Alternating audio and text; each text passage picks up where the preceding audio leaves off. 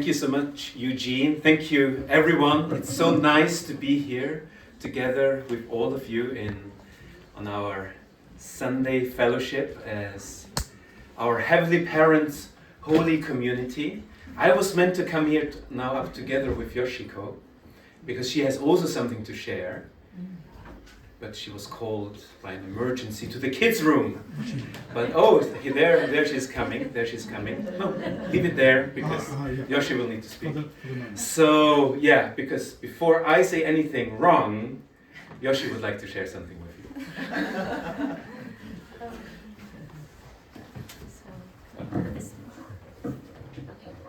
Yeah, good morning, everyone. Good morning. Lovely to see you all this morning. So maybe, I don't know if everyone was there last time. We introduced ourselves last Birmingham service, but just for any who weren't there then, my name is Yoshiko. Pammer, we just arrived here from Austria about a month ago, and we're settled in Swindon, the farm area, so you're very welcome to come and visit us if you're in that area. We're inviting the youth next week, we're looking forward to that. We're giving a joint sermon this morning. I hope that's okay. The topic is Home for God. So there's been a lot of talk about building a house for God, but we wanted to focus on this word home. So to start off, wanted to ask all of you to take a moment to reflect for yourselves. You can close your eyes and to imagine, what does home look and feel like to you? What is a home? What needs to be there to make it feel like home?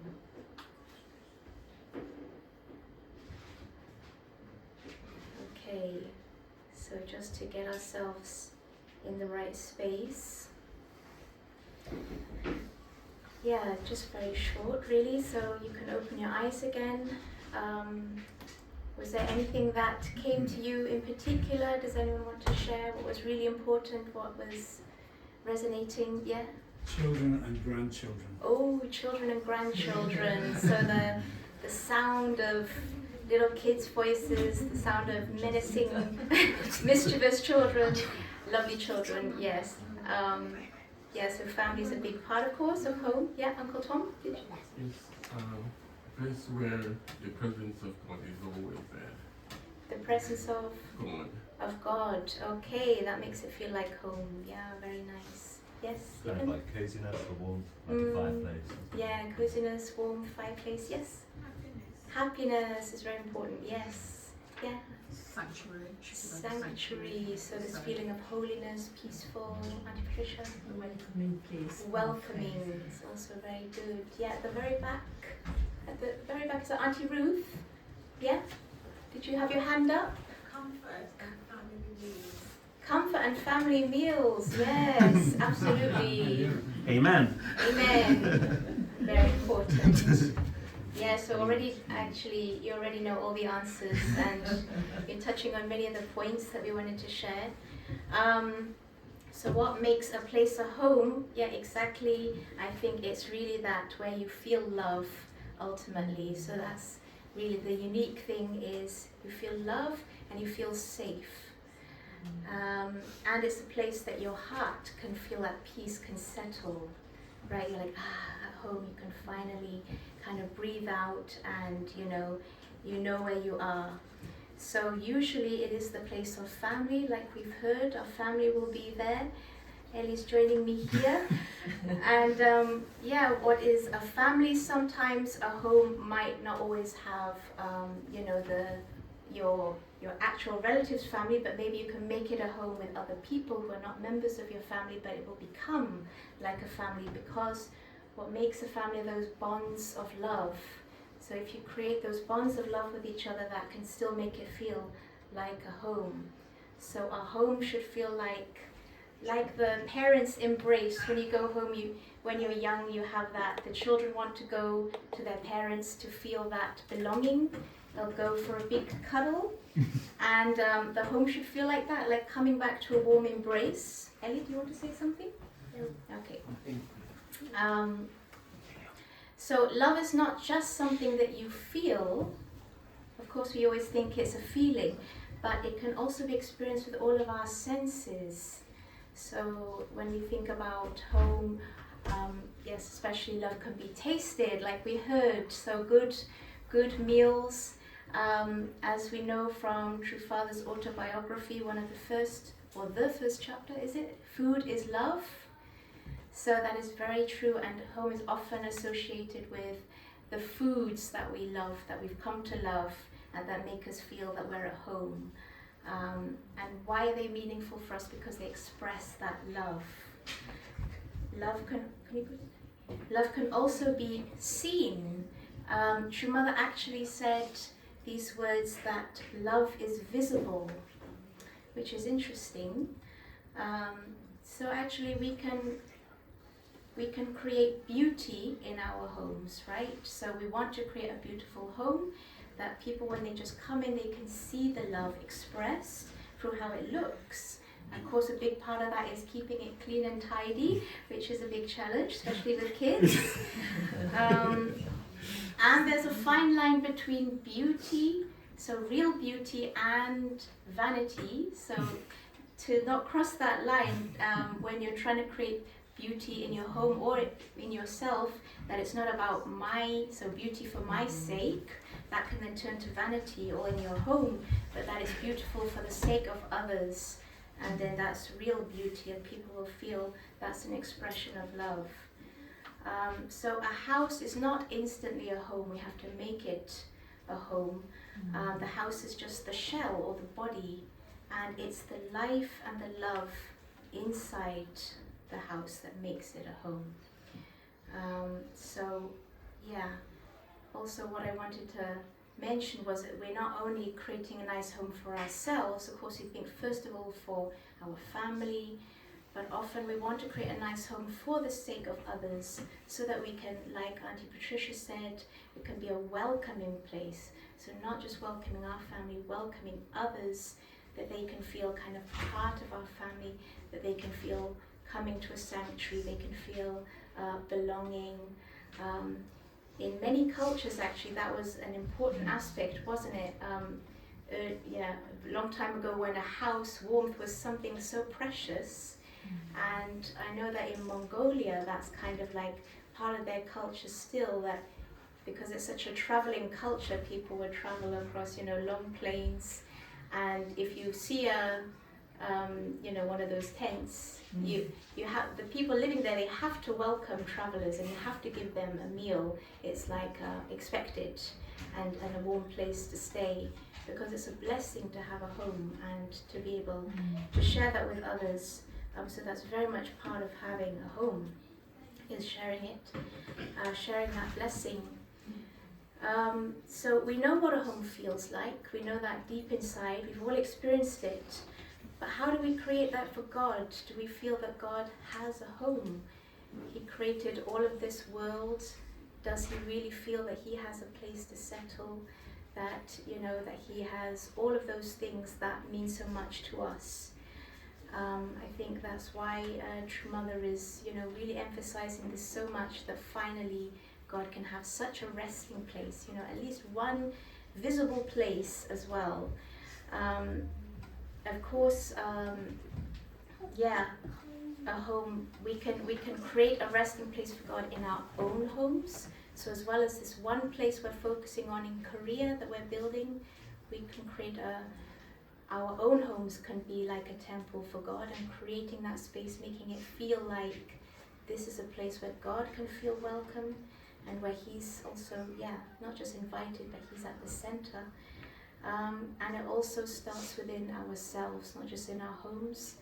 So as you know from the Bible, it says that we are all temples of God.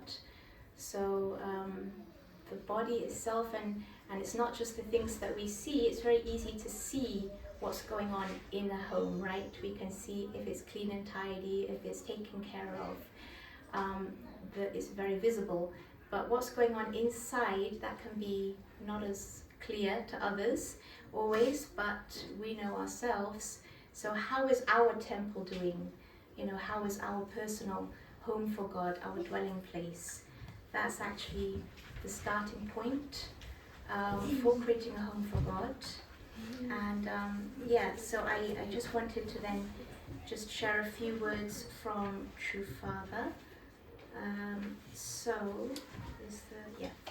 Everyone knows this book, so I wanted to point it out for maybe the younger generation who might not know it as well. God's Will and the World. And I have to say, I always knew this book growing up, but I never knew. It was the first time, like opening the book this time, that I realized, oh, it's a compilation of all these old speeches from True Father's early years, from the 70s. I didn't know that. I thought it was just like one narrative, you know. So that's really interesting. You've got some really famous speeches in there, so I encourage you to look at it if it's in your family home. Okay, so this is from the speech The Heart of Reunion from 1977, and I will just read a few parts. There will be one center of heart here on earth, linking all mankind to the heart of God, spreading all over the world and constantly pulsing through the action of give and take, unable to stay in just one place. Your whole purpose for reaching the center is to meet the heart of God. That experience is so overwhelming and exciting that you cannot disappear there forever, but must emerge again to embrace your family, society, nation, and world. As you touch each of those areas, you will always leave a bit of the kingdom of heaven. If the heart of God is not moving within your heart, then you feel empty, even though you may be a member of the Unification Church. Once the invisible but powerful axis of the heart of God is moved out of you, everything becomes empty. Once the heart of God dwells within you, no matter how lonely you may be, you will be filled and the universe will be filled. A person who is completely filled is a joyful person because he lacks nothing. Often a child will dearly love his mother and want to be home just to be with her. If he runs home one day and finds all his brothers and sisters home but his mother gone, then he will grumble and say, "Nobody is home." Everyone else may be there, but if his mother is gone, then to him it seems that nobody is home.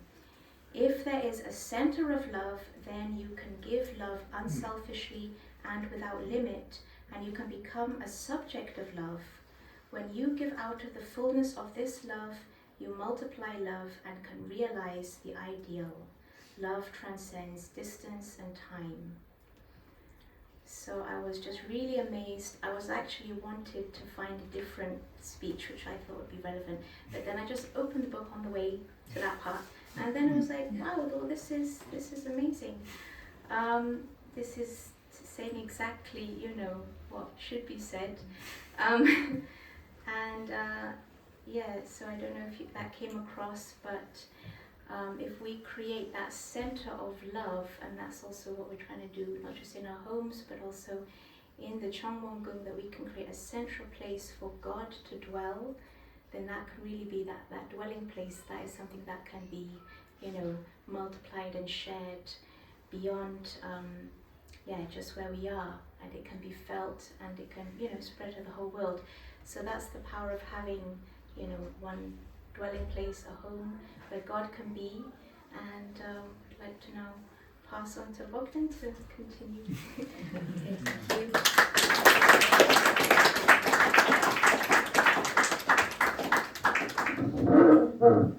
Thank you, Yoshiko, for these deep and profound words, and it's really already all said, I think. So, because what is missing is just to do it, right? To do it, to be that place where God can settle.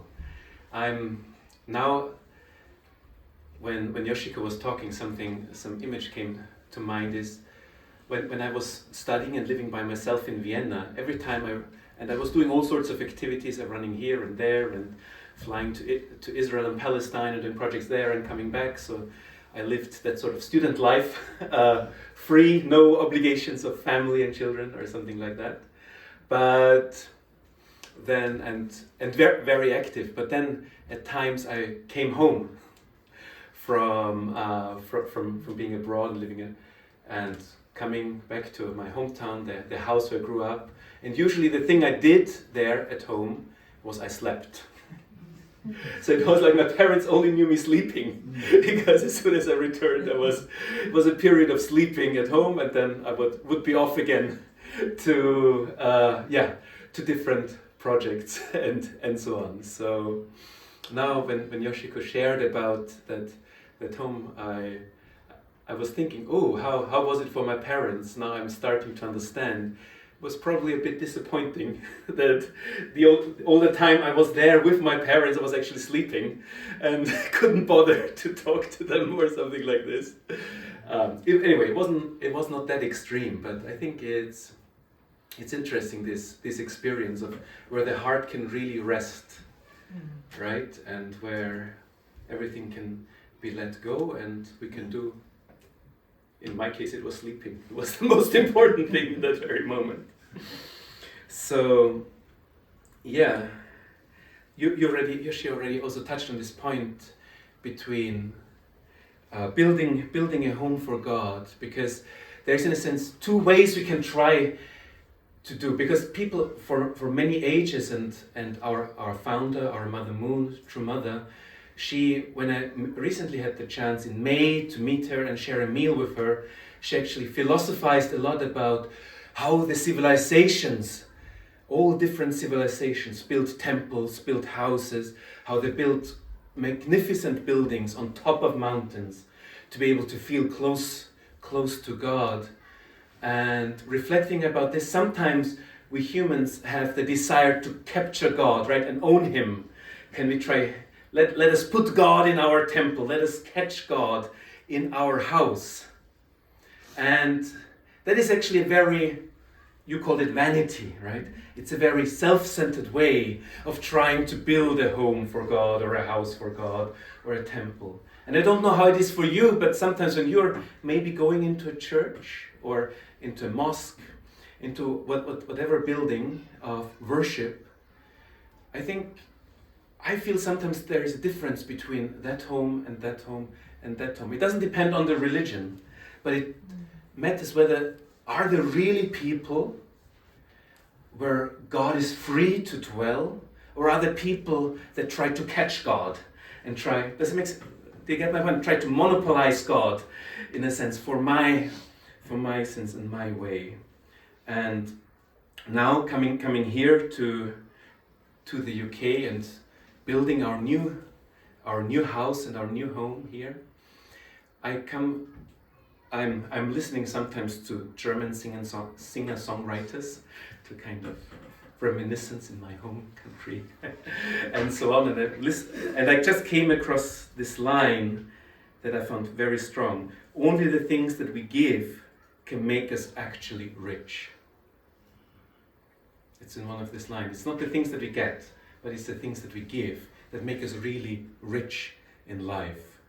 When getting crockery for our new house, we are big fans of Facebook Marketplace. You can get great deals there, and I picked up some big sets of crockery for our house so that we can have many guests. And then coming to talk to this gentleman, almost the first thing he said, yeah, I have 5 children, 16 grandchildren, 5 great-grandchildren, and 2 of them were actually playing in the ground outside. And you could feel what he gave made him rich in his life, and what he invested over time. So in that sense, sometimes in life I think it's really the thing that we feel like we most need. Sometimes we would like to have a home, right? We might be the feeling, yes, Yoshiko and Bogdan, it's nice talking about homes here and there. Yeah, I want exactly something like that, but I need it, I'm looking for this. But there is a bit this paradox in matters of love, that sometimes you only really receive the things that we are ready to give. it might feel like I need a home, I need someone to love me, I need someone actually to listen to me.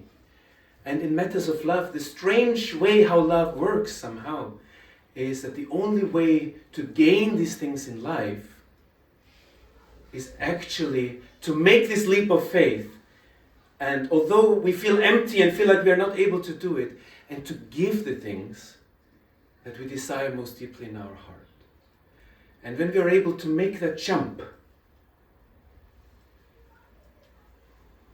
suddenly in giving, we receive what is most important for us. This is really a life experience, and it's not coming from a place that's of theory and easily talking about it, but it's really when you feel like you can't do it and make this leap of faith, then actually it happens and it comes to you. And that is so special. I think this is what is then at the core of a home. It's where there is a mother who couldn't give anymore, right? But still walked through it and gave it. And that turned a house into a home. These silent moments that no one else sees. So, in that sense, a home needs to be a public place, a place where we live for others, as we just have heard also in the reading before. And living for others really means two things. It means we have a heart for others, and we lend a hand for others.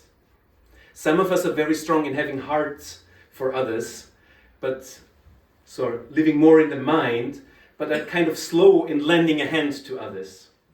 Maybe that's you. And there's other people who lend a lot of hand to others and are stressed out because they're doing so many things for others, but then actually the heart, it's too much pressure actually for the heart to really be there for the others. But it becomes more, even for yourself, an expectation, I need to give, but the heart is not really there. Does it make sense? These two sort of things.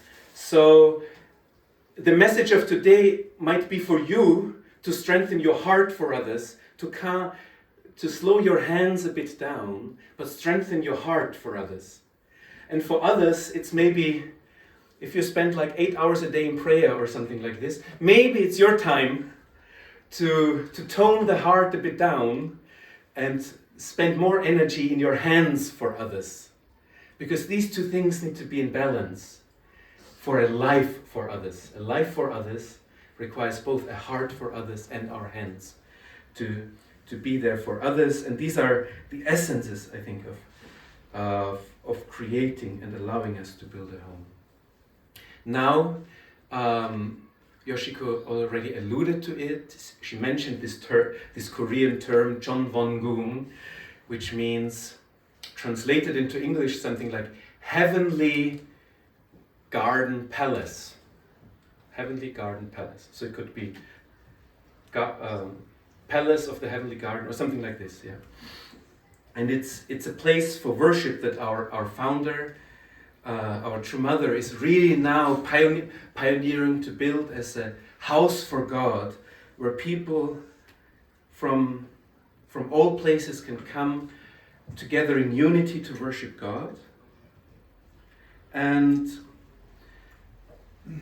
Mother Moon's feeling is a bit like this. So, yeah, we cannot get out of this world. We cannot get out of our troubles right now without God's help. And so actually we are in the dire need for God to intervene and in our lives, but also the many challenges that we are facing. But the only place to receive God's presence is to give Him space. Space in our heart, space in our time, but also on a social level, on a worldwide level, on the level of a nation. This expresses itself, this heart manifests and expresses itself in the form, often in the form of buildings. So, but most of us already have a home and already have a house, right? That can be turned into God's home. And so, in this time, it's not like that every one of us is now called to buy a piece of land and start building there some houses or something like this. Most of us already have places, right? But we can think and reflect our flat, maybe we're lucky to have a house, or whatever the home is that we live in. How can now in this coming weeks and months, what can I do to up my home, to up my environment as a place that allows for God to be present?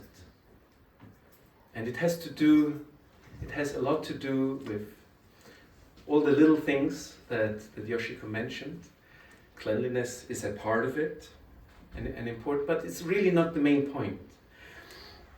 The main point, is it a place that is there for others? This might be my parents, this might be my children, my grandchildren, or even beyond this. What is the things I can do in my immediate environment to make that place a home for God in the coming weeks? And sometimes it means cleaning up first, sometimes also in our personal life, we need to repent for things, we need to cry, we need to get things out of our system to clean that home.